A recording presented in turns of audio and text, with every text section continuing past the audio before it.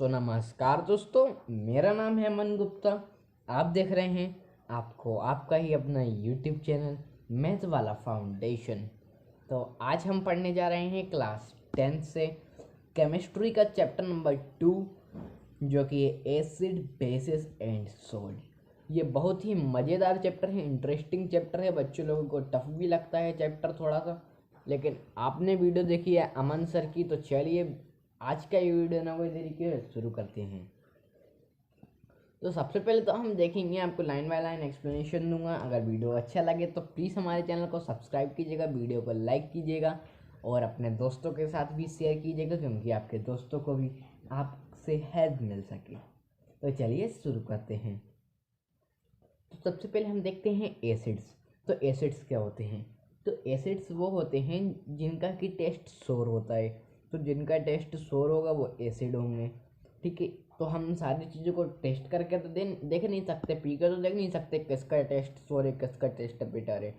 तो उसके लिए हमने बनाया लिटमस पेपर। तो अभी हम इन सारी चीज़ों के बारे में डिटेल में बात करेंगे। फिलहाल आप इतना जान लीजिए कि एसिड टेस्ट में शोर होते हैं और बिटर टेस्ट में बेटर और सोपी टू टच होते हैं, ठीक है। एसिड में जैसे कि कर्ड, लेमन जूस और विनेगर हो गया, एक्सेट्रा, इन सब चीज़ों में क्या है, एसिड प्रेजेंट होते हैं, लेकिन सब में अलग अलग एसिड प्रेजेंट होते हैं। एक होते हैं ऑर्गेनिक एसिड और एक अलग टाइप के भी एसिड होते हैं।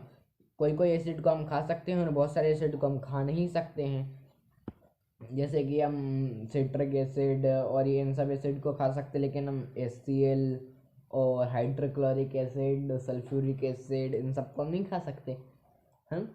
तो इसलिए एसिड को हम अलग अलग इन टाइम में क्लासीफाई किया जाता है। क्लासीफाई करने के लिए आपको पीएच वैल्यू पता होनी चाहिए। पीएच वैल्यू हम आपको सिखाएंगे, सारी चीज़ें आपको वीडियो में सिखाएंगे। फिलहाल हम बढ़ते हैं इंडिकेटर की तरफ। तो इंडिकेटर वो सब्सटेंसेस होते हैं दोस्त की तरह, जो कि अपने सारे कलर चेंज कर देते हैं। एसिड में पुट करने पे कलर चेंज कर देते हैं, बेसिक में पुट करने पे कलर चेंज कर देते हैं। सेम दोस्तों की तरह होते हैं, जैसे अच्छे में अलग कलर दिखाएंगे और जब आपके पास परेशानी आएगी तो अलग कलर हो जाता है दोस्तों का, ठीक है। तो इंडिकेटर भी बड़े धोखेबाज आदमी होते हैं, ठीक है। तो इंडिकेटर होते हैं स्पेशल टाइप के सब्सटेंसेस होते हैं, जो कि यूज होते हैं पता करने में कि कोई सब्सटेंस जो है वो एसिडिक है या बेसिक इन नेचर है, ठीक है। तो जो ये इंडिकेटर होते हैं वो एसिड में पुट करने पे, एसिड और बेस में पुट करने पे रिएक्ट करके अपना कलर चेंज करके बताते हैं, ठीक है। तो हम बढ़ते हैं टाइप ऑफ इंडिकेटर की तरफ। तो हम देखेंगे इंडिकेटर कितनी तरह के होते हैं, ओके। तो इंडिकेटर क्या होता है? इंडिकेटर तीन टाइप में होते हैं। पहला होता है नेचुरल इंडिकेटर, दूसरा होता है सिंथेटिक इंडिकेटर और तीसरा होता है ऑल्फैक्टरी इंडिकेटर, ओके। तो नेचुरल इंडिकेटर क्या होता है? तो नेचुरल इंडिकेटर में हमारे लिथमस और टर्मेरिक और फ्लावर ऑफ हाइड्रेचिया एंड और मैनी सारी चीज़ें आती हैं। आपको ये हाइड्रेचिया पाइड्रेचिया याद नहीं करना है, बस आपको तो लिथमस और टर्मरिक याद करना है, ठीक है। दो हम आपको इसको डिटेल में समझाएंगे। अभी पहले आप इतना समझ लीजिए, प्रेजेंटली नेचुरल इंडिकेटर दो टाइप के होते हैं। पहला होता है लिथमस और दूसरा होता है टर्मरिक, ठीक है। एग्जाम्पल्स हैं नेचुरल इंडिकेटर जो कि सिंथेटिक इंडिकेटर में आता है मिथाइल ऑरेंज, फिनोल्फथालीन। ये दो आप सिंथेटिक इंडिकेटर के एग्जाम में याद कर सकते हैं एग्जाम्पल। और ऑल्फैक्टरी इंडिकेटर में आते हैं हमारे onion, vanilla essence, clove oil, जैसा क्लोव मतलब लौंग होता है, ठीक है। तो ये सब आपके आते हैं ऑल्फैक्टरी इंडिकेटर में, ठीक है। तो हम सबको आपको डिटेल में बताएंगे होते क्या क्या हैं। आप पहले बस इतना ध्यान रख लीजिए कि नेचुरल इंडिकेटर तीन टाइप के होते हैं, natural, synthetic and olfactory, okay. तो हम देखते हैं नेचुरल इंडिकेटर का पहला एग्जांपल लिथमस क्या होता है, ठीक है। तो लिथमस हमको मिलता है लिचन से, ठीक है। अब ये लिचन क्या होता है? तो लिचन होता है symbiotic relationship between algae and fungi को हम बोलते हैं लिचन, ठीक है। तो अब आप बच्चे कंफ्यूज होंगे सिम्बायोटिक रिलेशनशिप क्या होता है। तो सिम्बायोटिक रिलेशनशिप एक्चुअली वो रिलेशनशिप होता है जिसमें कि दोनों का फायदा हो, ठीक है। दोनों का फायदा हो जिस रिलेशनशिप में, उसको सिम्बायोटिक रिलेशनशिप बोलेंगे, ठीक है। जैसे आपका भी फायदा हो उसमें और बाजू वाले का भी फायदा हो सामने वाले का, तो उसको हम बोलेंगे सिम्बायोटिक रिलेशनशिप, क्योंकि दोनों का फायदा है, ठीक है। ये बायोलॉजी का कॉन्सेप्ट है, तो आपको इसमें क्लियर नहीं जाना है डीप में। आपको ये बायोलॉजी में समझने को मिलेगा आसानी से। अगर आप बायोलॉजी की फील्ड में जाएंगे तो आपको ये समझने को आसानी से मिलेगा। तो प्रेजेंटली कि आपको ऐसे पेपर में कोई क्वेश्चन ऐसा नहीं आता है कि सिम्बायोटिक रिलेशनशिप क्या होता है ये वो, तो ऐसे में कोई भी क्वेश्चन नहीं आएगा पेपर में। तो बस आपको इतना कंफर्म होना है कि ये क्वेश्चन कोई नहीं आएगा। बस आपको तो इतना समझ लेना है कि लिथमस में मिलता है लिचेन से, और लिचेन सिम्बायोटिक रिलेशनशिप होता है एलिगेंट फंगई का, और सिम्बायोटिक रिलेशनशिप होता है जिसमें दोनों का प्रॉफिट हो, बस इतना याद करना है, ठीक है। और लिचेन जो होता है वो नेचुरली पर्पल होता है कलर में। तो ये बस आपको लिचन के लिथमस पेपर के बारे में हम आपको आगे भी और बताएंगे, लेकिन सबसे पहले क्वेश्चन बोर्ड में, जो बोर्ड का फेवरेट क्वेश्चन है, बोर्ड में 100.1% एक बार ये क्वेश्चन जरूर आएगा। बोर्ड में क्वेश्चन आता है कि why lichen is not found in metro city, ठीक है। जो लिचन होता है वो मेट्रो सिटी में फाउंड क्यों नहीं होता है?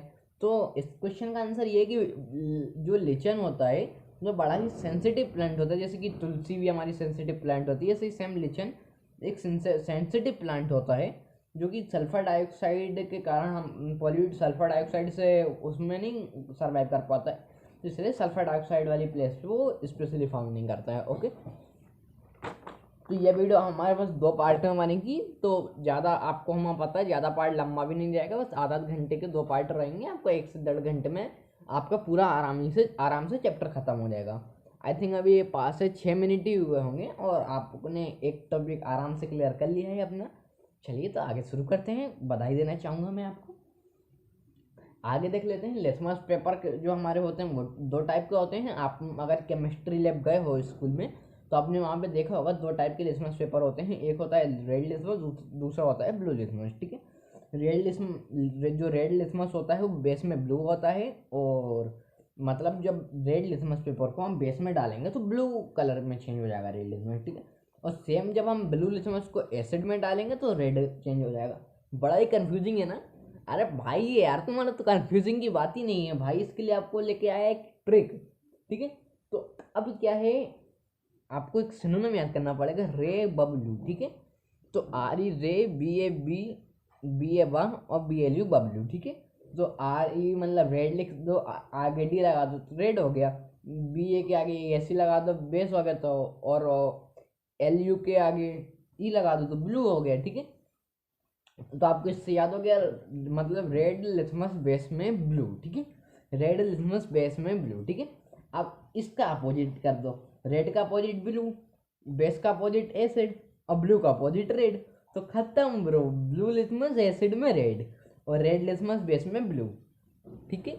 आप अगर 2-4 बार प्रैक्टिस करोगे तो आपको आसानी से याद हो जाएगा, because practice make a man perfect, no problem, because I am also teaching, so practice make a man perfect. अब हम देखते हैं टर्मरिक की बात। टर्मरिक क्या होता है आपको पता है, मम्मी सब्जी में हल्दी डालती हैं। तो हल्दी क्या होता है, न्यूट्रल, मतलब हल्दी का कलर न्यूट्रल में कौन सा होता है, येलो कलर की होती है, ठीक है। मतलब जो न्यूट्रल मतलब सॉलिड स्टेट में रहती है, मतलब न्यूट्रल में, तो वो येलो कलर की रहती है, ठीक है। तो नो चेंज, मतलब येलो की येलो ही रहेगी न्यूट्रल में। तो और एसिड में जाएगी तो येलो की एसिड में भी नो चेंज होगा, एसिड में भी येलो की येलो ही रहेगी। लेकिन जब अगर आप टर्मरिक को बेस में डालोगे तो वो रेड हो जाएगी। जैसे एग्जांपल हम आपको बताते हैं, आपने कभी इमेजिन किया होगा कि जब आप अगर कभी टर्मरिक लेते हो, टर्मरिक में कोई डिटर्जेंट पाउडर या सोप वगैरह जो भी मिक्स करते हो, तो क्या होता है वो रेड हो जाता है। ऐसा क्यों? क्योंकि मतलब वो क्या है, बेस है, ठीक है। तो जब एसिड और बेस रिएक्ट करेगा, मतलब टर्मरिक रिएक्ट करेगी बेस से, साबुन या जो डिटर्जेंट पाउडर, सर्फा, निरमा, ये सब जो भी होता हो, कपड़े में धोता नहीं हूँ तो पता नहीं है, लेकिन हाँ निरमा जो भी होता हो, तो ये क्या है, बेस होते हैं सारे, ठीक है। तो टर्मरिक को जब हम बेस में ऐड करेंगे तो रेड कलर दे देगा, ठीक है। अब हम देखते हैं मिथाइल ऑरेंज। अब मिथाइल ऑरेंज एक केमिकल होता है जो कि आपके केमिस्ट्री लैब में रखा होगा, अगर आप जाओ कभी तो आप उसको जरूर देखना। तो मिथाइल ऑरेंज मतलब नाम से समझ में आ रहा है ऑरेंज, तो क्या न्यूट्रल में ऑरेंज कलर का होगा और क्या। तो टर्मरिक का न्यूट्रल याद हो गया और मिथाइल ऑरेंज का न्यूट्रल याद हो गया। न्यूट्रल में ऑरेंज का ऑरेंज होता है, अब एसिड में ऑरेंज का रेड हो जाता है और बेस में ऑरेंज का येलो हो जाता है, ठीक है। तो ये याद करने की आपको, मतलब वैसे तो याद होगा नहीं, याद हो जाएगा तो बढ़िया है, नहीं तो आप इसको बस ज़्यादा कुछ याद भी नहीं करना है इसमें। तो मतलब ऑरेंज ऑरेंज, तो मतलब ऑरेंज का ऑरेंज ही रहेगा। अब एसिड में रेड और बेस में येलो, ठीक है। तो बेस में जाएगा तो हल्दी के कलर का हो जाएगा और एसिड में जाएगा तो खून हो जाएगा, बस यही याद करना है, ठीक है। मतलब बेस में जाएगा तो टर्मरिक का कलर हो जाएगा टर्मरिक न्यूट्रल, और एसिड में जाएगा तो बेस टर्मरिक हो जाएगा, मतलब रेड हो जाएगा, ठीक है। आप ज़्यादा कंफ्यूज मत होइएगा, आप आसानी से याद कर सकते हैं। 5-10 मिनट लगेगा आपको, आसानी से याद हो जाएगा, 3 ही है, ज़्यादा नहीं है। अब फिनोप्सिलिन देखते हैं। फिनोप्सिलिन तो बड़ा ही ईजी काम है। फिनोप्सिलिन क्या होता है? फिनोप्सिलिन जो होता है वो न्यूट्रल में कलरलेस होता है और एसिड में भी कलरलेस ही रहता है, नो चेंज। लेकिन बेस में कलरलेस से पिंक हो जाता है, पिंकी। ओके, तो बस आपको ये याद कर लेना है फटाफट से, नो प्रॉब्लम। आप स्क्रीनशॉट ले सकते हो, वरना आपको नोट्स हम डिस्क्रिप्शन बॉक्स में आपको एक आध दिन बाद लिंक मिल जाएगी नोट्स की, हम आपको नोट्स भी डाल देंगे, नो प्रॉब्लम।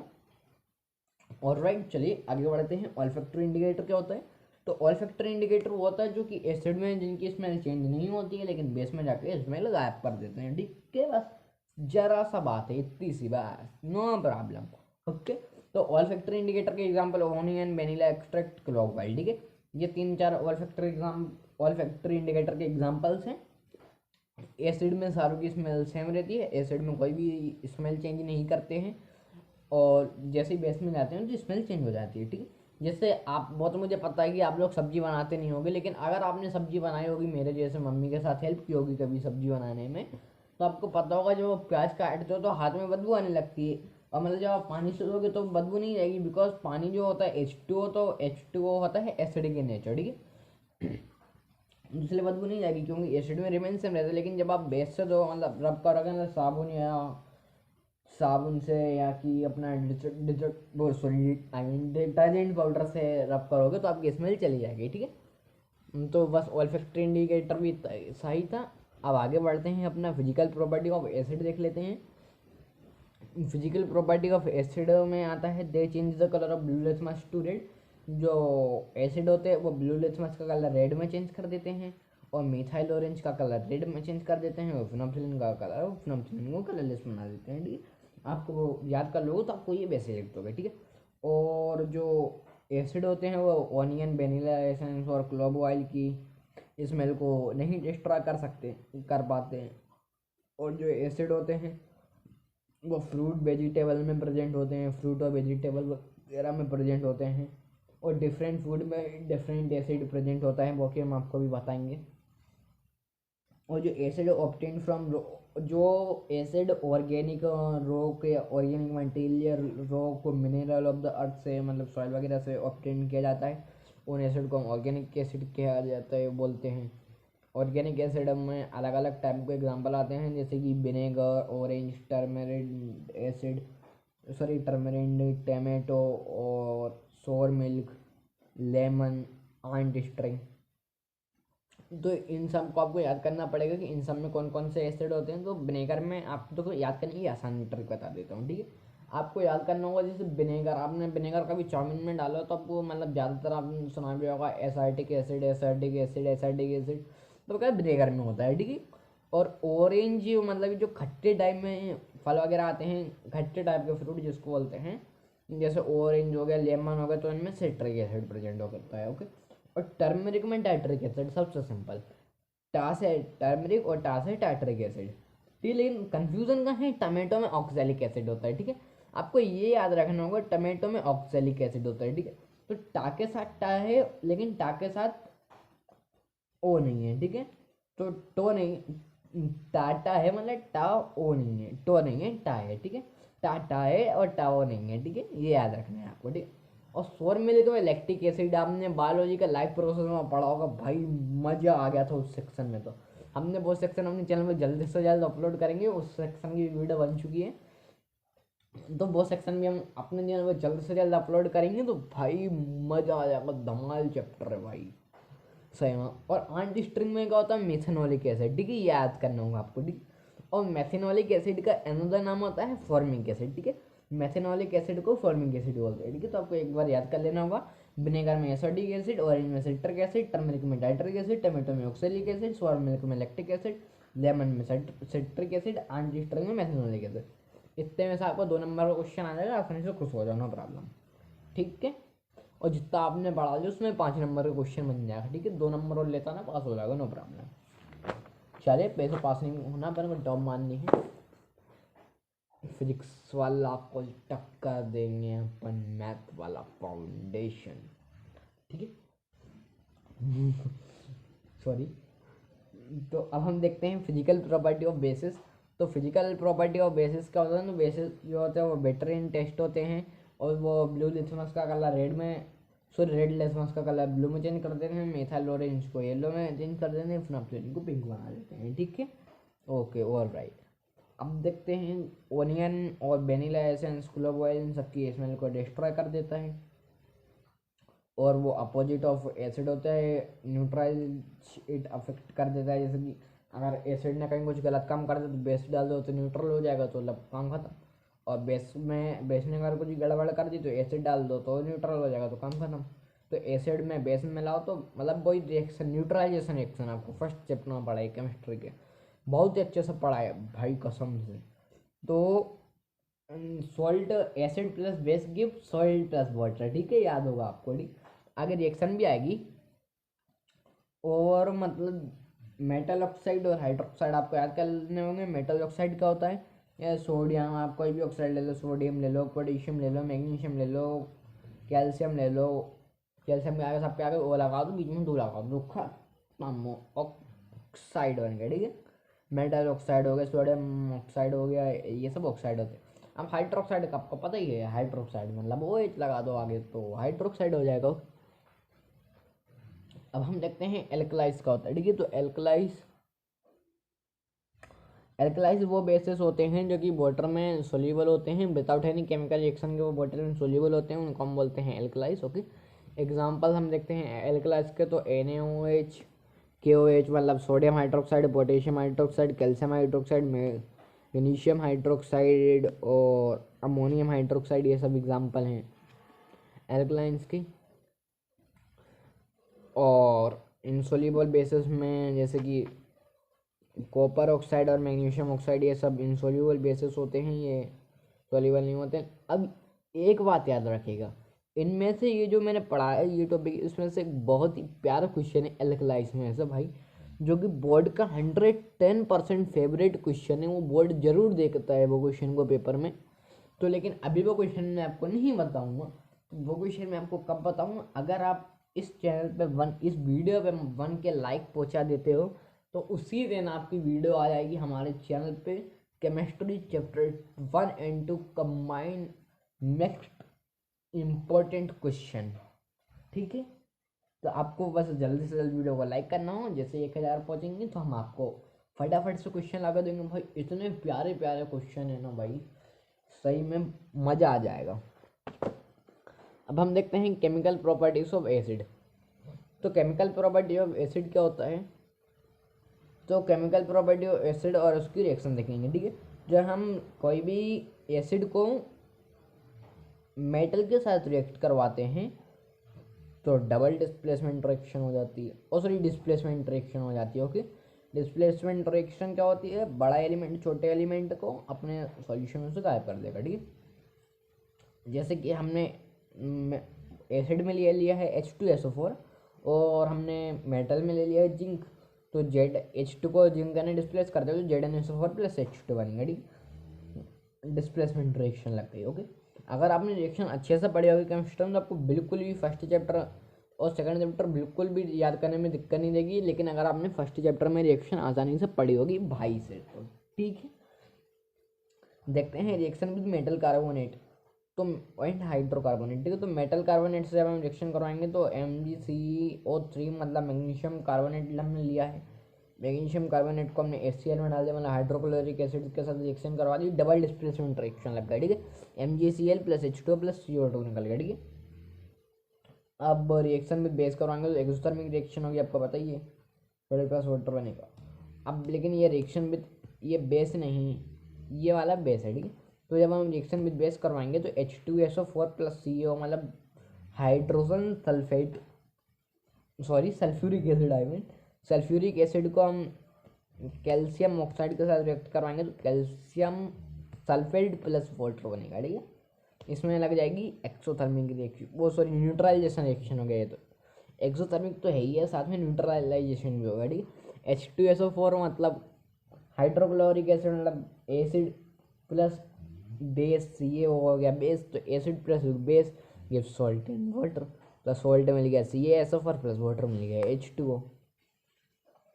अब हम अगला टॉपिक पढ़ते हैं, स्ट्रेंथ ऑफ एसिड। ठीक है, तो an acid is defined as a substance dissociated in water to give hydronium ion. ठीक है, तो एसिड वो सब्सटेंस होते हैं, एसिड की डेफिनेशन ये एक्चुअली प्रॉपर डेफिनेशन है एसिड की। तो एसिड वो सब्सटेंस होते हैं जो कि वाटर में डिसोसिएट होते हैं टू गिव हाइड्रोनियम आयन। इसका मतलब क्या है?